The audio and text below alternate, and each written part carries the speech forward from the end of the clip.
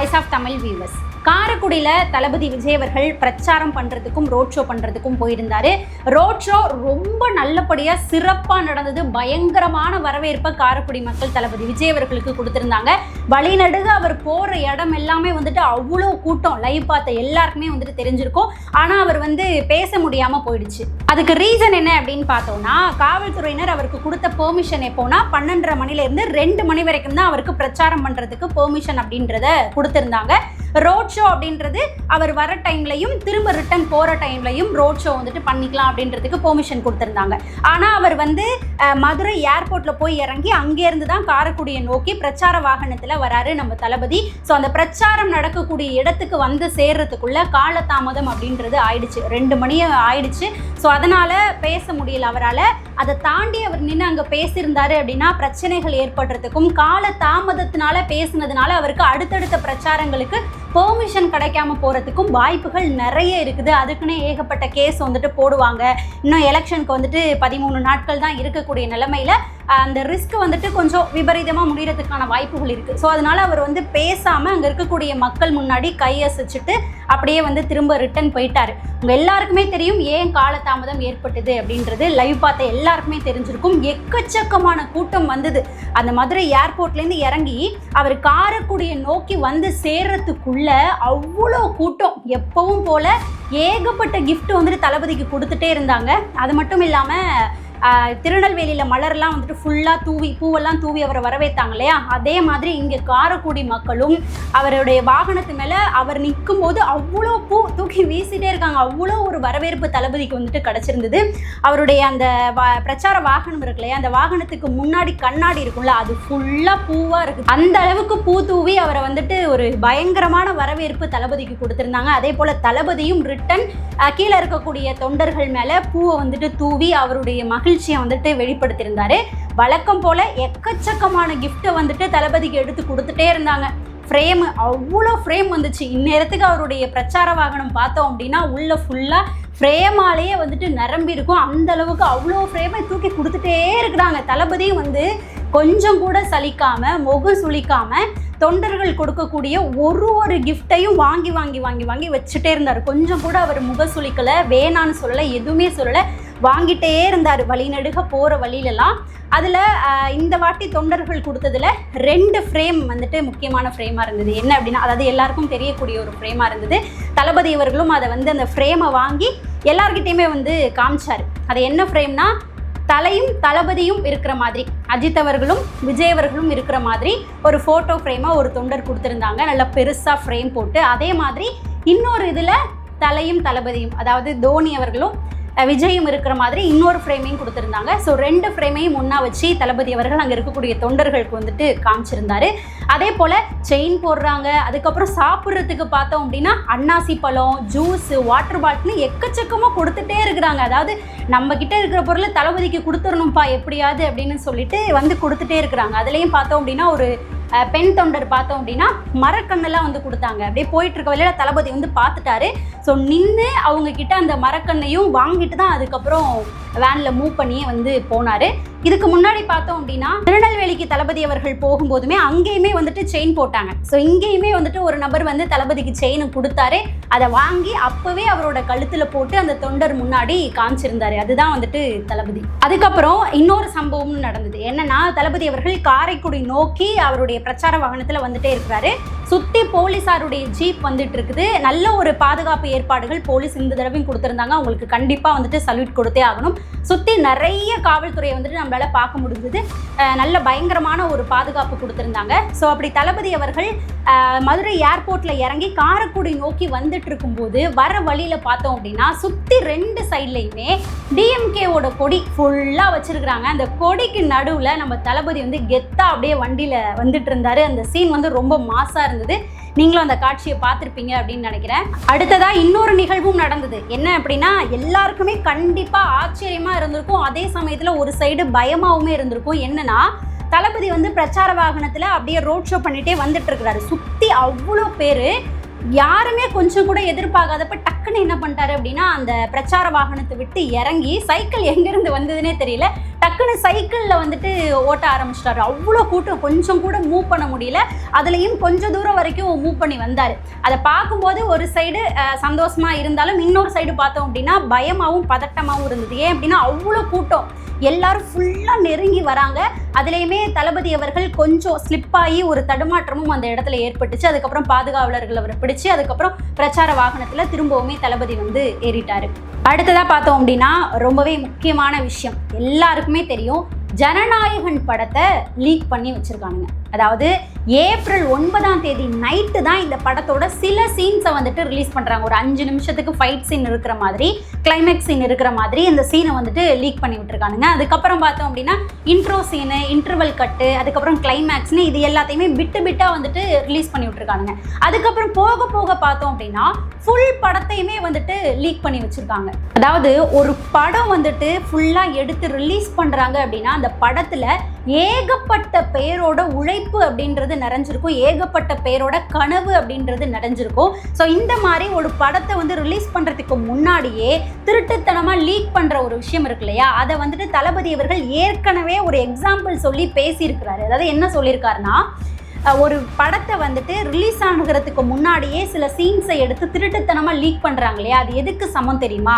ஒரு குழந்தை நார்மல் டெலிவரியில் பிறக்க இருக்கிற ஒரு குழந்தைய சிசேரியன் பண்ணி கொல்றதுக்கு சமம். ஸோ அந்த அளவுக்கு ஏகப்பட்ட பேரோட உழைப்பை நசுக்கிறதுக்கு வந்துட்டு அது சமம் அப்படின்ற மாதிரி தளபதி ஏற்கனவே எக்ஸாம்பிள் கொடுத்து இந்த விஷயத்தை வந்து பேசியிருக்காரு. அதாவது தளபதி அரசியல் அப்படின்ற ஒரு களத்துக்குள்ள இறங்குனதுல இருந்து மாற்றத்தை கொண்டு வரணும், மக்களுக்கு நல்லது பண்ணணும் அப்படின்னு இந்த களத்துல இறங்குனதுல இருந்து அவருக்கு எவ்வளோ தடை, எவ்வளோ அவதூறு, என்னெல்லாம் குடைச்சல் கொடுக்கணுமோ அது எல்லாத்தையும் ஒன்னா வரிசையா கொடுத்துக்கிட்டே இருக்கிறாங்க. இந்த போன வாட்டி திருநெல்வேலியில தளபதி வந்து பேசும்போது தான் என்னெல்லாம் அவதூறை என் மேல பரப்புனீங்க, அது எல்லாத்தையுமே நான் வந்து தூக்கி போட்டுட்டு நான் வெளியில வந்துட்டே இருப்பேன், நீங்க எதுலையுமே என்னை வந்து முடக்க முடியாது அப்படின்ற மாதிரி பேசியிருந்தாரு.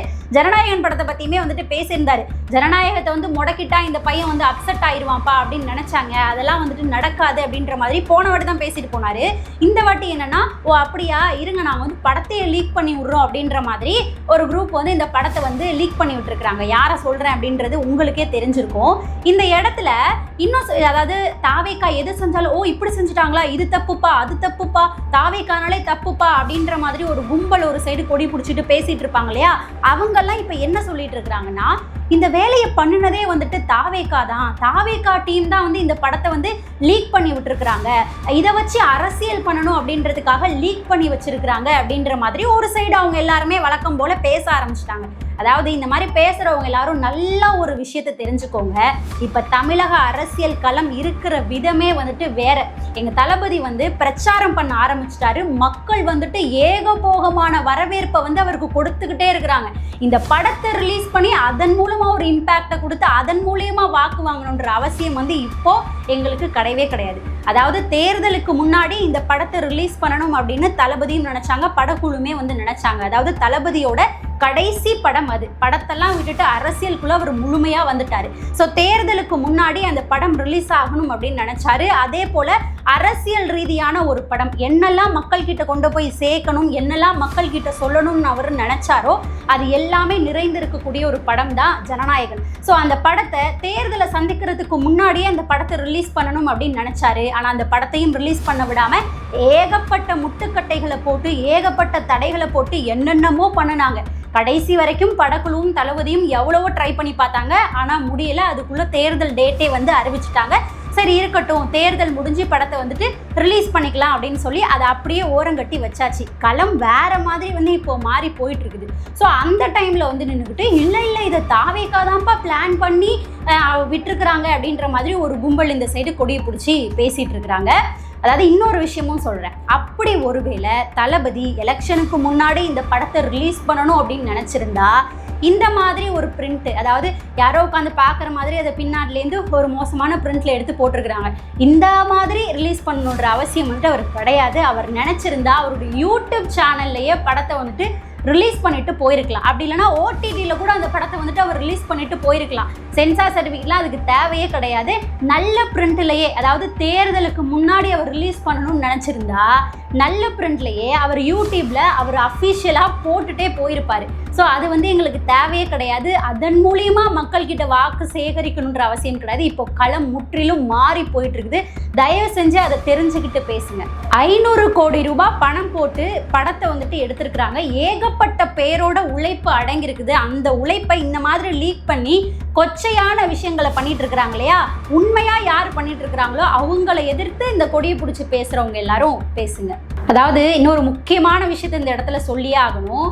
சில பேர் இந்த மாதிரி விஷயங்கள்லாம் பண்றாங்க இல்லையா? ஆரம்பத்திலேருந்தே அவர் மேல வந்துட்டு எப்படியாச்சும் முடக்கிடணும், அவர் அரசியலை விட்டுட்டே ஓட வச்சிடணும் அப்படின்னு சொல்லி ஏகப்பட்ட அவதூறு, ஏகப்பட்ட தடை, இப்போ வந்து படத்தை வரைக்கும் வந்துட்டு ரிலீஸ் பண்ணி வச்சிருக்கிறாங்க. பர்சனல் லைஃப் வரைக்கும் வந்துட்டு இறங்கி அவரை வந்து அடிச்சிருந்தாங்க. ஸோ வந்து என்ன நினைச்சு அவருக்கு இந்த மாதிரி அவதூறு தடையெல்லாம் கொடுத்துட்டு இருக்கிறாங்களோ அது எதுவுமே நடக்காது. நீங்க எந்த அளவுக்கு அவர் கீழே இறங்கி போகணும் அப்படின்னு அவர் அடிச்சுக்கிட்டே இருக்கீங்களோ அந்த அளவுக்கு தளபதி மேலே ஏறி போயிட்டே இருப்பாரு. இன்னொரு முக்கியமான விஷயம் இருக்கு. அதாவது இப்போ வந்து தளபதி அவர்களுடைய படம்க்கு இது புதுசா நடக்கிறது கிடையாது.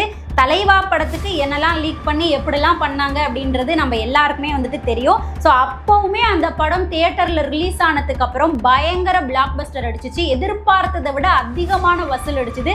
அந்த வரலாறுமே வந்து தளபதி அவர்களுடைய படத்துக்கு இருக்கு. ஸோ அந்த படத்துக்கே அப்படி இருக்கும்போது தளபதியோட கடைசி படம் இது ஜனநாயகன். இந்த படத்துக்கு நீங்க ஏற்கனவே வந்து லீக் பண்ணி ஃபுல் படத்தையும் விட்டுருக்கிறீங்க. விட்டே இருந்தாலும் ரிலீஸ் ஆகும்போது தியேட்டர்ல திருவிழா தான் நடக்கும். வசூல் வந்து அவங்க எதிர்பார்த்ததை விட பயங்கரமா அடிக்கும், பயங்கர பிளாக் பஸ்டர் ஆகும் அப்படின்றதுல டவுட்டே கிடையாது. ஸோ இப்போ படக்குழு சார்பிலையும் என்ன சொல்லியிருக்கிறாங்க அப்படின்னா, இந்த வீடியோஸை வந்துட்டு லீக் பண்ணவங்க மேல கடுமையான நடவடிக்கைகள் வந்து எடுக்கப்படும். அதே போல இந்த வீடியோஸை, இந்த படத்தை வந்துட்டு வாட்ஸ்அப்ல ஷேர் பண்றவங்க எதன் மூலியமாவோ இன்னொருத்தவங்களுக்கு ஷேர் பண்ணாங்க அப்படின்னா அவங்க மேல சட்டப்பூர்வமா நடவடிக்கை எடுக்கப்படும் அப்படின்றத பட நிறுவனமும் இப்போ அறிவிப்பா வெளியிட்டு இருக்கிறாங்க. அடுத்ததா பார்த்தோம் அப்படின்னா, இப்போதான் புதுச்சேரியில தேர்தல் நடந்து முடிஞ்சிருக்குது. ஏப்ரல் 9ஆம் தேதி வழக்கத்தை விட அதிகமான வாக்குகள் பதிவாயிருக்குது. வாக்கு சதவீதம் வரலாறு படைச்சிருக்கு அப்படின்னு வெளியாகக்கூடிய செய்தியை வந்துட்டு நம்மளால பார்க்க முடியுது. 91% சம்திங்ல வந்துட்டு வாக்கு வந்து பதிவாயிருக்கு. இது வரைக்கும் இவ்வளவு சதவீதம் வாக்குகள் வந்து பதிவானதே கிடையாது. வரலாறு படைச்சிருக்கு அப்படின்ற செய்திகள் வெளியாகிறத நம்மளால பார்க்க முடியுது. ஸோ இதுக்கு, அதாவது இவ்வளவு சதவீத வாக்குகள் வந்ததுக்கு, மாற்றம் நடந்துக்கிறதுக்கு தளபதியும் ஒரு காரணம் அப்படின்றது தான் உண்மையான விஷயமே. ஸோ அடுத்ததா இன்னொரு விஷயம் என்ன அப்படின்னு பார்த்தோம்னா, அதே புதுச்சேரியில தான் தேர்தல் நடக்கக்கூடிய நேரத்தில் பொதுவாகவே ஒரு தொகுதியிலையும் இருக்கக்கூடிய ஒரு பூத்துலையுமே பார்த்தோம் அப்படின்னா ஒரு கட்சியை சார்ந்த ஒரு நபர்கள் வந்துட்டு நிற்பாங்க. டிவிகே, டிஎம்கே, காங்கிரஸ் இப்படி எடுத்துக்கிட்டாலுமே ஒரு கட்சியை சேர்ந்த அவங்களுடைய சார்பாக ஒரு ஆட்கள் வந்து ஒரு பூத்துலையுமே வந்துட்டு நிற்பாங்க. ஸோ அப்படி டிவிகேவை சார்ந்த ஒரு பெண் நிர்வாகி, இப்போ ஸ்க்ரீனில் தெரியும் பாருங்க, இவங்க தான். ஸோ இவங்க வந்துட்டு ஒரு பூத்தில் ஒரு குறிப்பிட்ட தொகுதியில் நின்றுட்டு இருக்கும்போது என்ன நடந்திருக்கு அப்படின்னா, அந்த தொகுதியினுடைய எக்ஸ் எம்எல்ஏ டிவிகேவினுடைய அந்த பெண் நிர்வாகியை வெளியில துரத்தி விட்டுருக்குறாங்க. திட்டி அடிச்சு வெளில துரத்தி விட்டுருக்குறாங்க அவங்கள. ஸோ அவங்க வெளியில வந்ததுக்கு அப்புறம் என்ன நடந்திருக்கு அப்படின்னா, டிவிகேக்கு ஓட்டு போடக்கூடாது, அவங்களுடைய கட்சிக்கு தான் ஓட்டு போடணும் அப்படின்னு சொல்லி அங்க நின்றுட்டு இருந்த ஃபர்ஸ்ட் ஓட்டர்ஸ் இருப்பாங்க, அப்புறம் வயசானவங்களா இருப்பாங்க இல்லையா, அவங்க எல்லாரையும் மிரட்டி இருக்கிறாங்களாம். ஸோ இந்த ஒரு விஷயத்த அந்த டிவிகேவினுடைய பெண் நிர்வாகியே வெளியில வந்து இப்போ குற்றம் சாட்டி இருக்கிறாங்க. எந்த அளவுக்கு இறங்கி போய் வேலையை வந்துட்டு பாக்குறாங்க அப்படின்னு பாருங்க. அடுத்ததா பார்த்தோம் அப்படின்னா, ஏப்ரல் 11ஆம் தேதி தளபதி கடலூருக்கு செல்ல இருக்கிறாரு. ஏற்கனவே வந்து கடலூருக்கு போக இருந்தது. புதுச்சேரி எலெக்ஷன் ரீசன் காரணமா வந்துட்டு ஏப்ரல் 9ஆம் தேதி போக முடியாம ரத்து பண்ணியிருந்தாங்க இல்லையா, அதை மாற்றியும் வச்சிருந்தாங்க. சனிக்கிழமை போறாருன்னு நம்ம ஏற்கனவே சொல்லியிருந்தோம். ஸோ சனிக்கிழமை நாளைக்கு ஏப்ரல் 11ஆம் தேதி தளபதி அவர்கள் கடலூருக்கு செல்ல இருக்கிறாரு. பிரச்சாரமும் ரோட் ஷோவுக்கும் வந்துட்டு அனுமதி அப்படின்றது வழங்கப்பட்டிருந்திருக்குது. இதுல இன்னொரு முக்கியமான விஷயம் என்ன அப்படின்னா, அதே கடலூருக்கு ஏப்ரல் 11ஆம் தேதி உதயநிதி ஸ்டாலின் அவர்களும் பிரச்சாரம் செய்ய போறதுக்கு அனுமதி கேட்டிருக்கிறாங்க. ஆனா தளபதி அவர்களுக்கு ஏற்கனவே பெர்மிஷன் கொடுத்ததுனால, அவர் தான் ஃபர்ஸ்ட் கேட்டாரு அப்படின்றதுனால உதயநிதி ஸ்டாலின் அவர்களுக்கு அனுமதி மறுக்கப்பட்டிருக்கு. ஸோ தளபதி அவர்கள் போயிட்டு வந்ததுக்கு அப்புறம் இன்னொரு நாள் அவருக்கு வந்துட்டு பெர்மிஷன் வழங்கப்படும் அப்படின்னு சொல்லப்பட்டிருக்கு. ஸோ இதுதான் இப்போ தமிழக அரசியல் களத்தில் நடந்துட்டு இருக்கக்கூடிய ஒரு விஷயம். இந்த சம்பவங்கள் சார்ந்து உங்களுடைய கருத்து என்னவா இருக்கும்? நீங்க என்ன சொல்ல நினைக்கிறீங்க? ஜனநாயகன் படம் லீக் ஆயிருக்குது, இது யாரினுடைய சதிவேலையா இருக்கும்? ஸோ என்ன நடந்திருக்கும்னு நினைக்கிறீங்க அப்படின்றத மறக்காம நம்மளுடைய கமெண்ட் செக்ஷன்ல பதிவு பண்ணுங்க. நாம் அடுத்த பதிவில் சந்திக்கலாம்.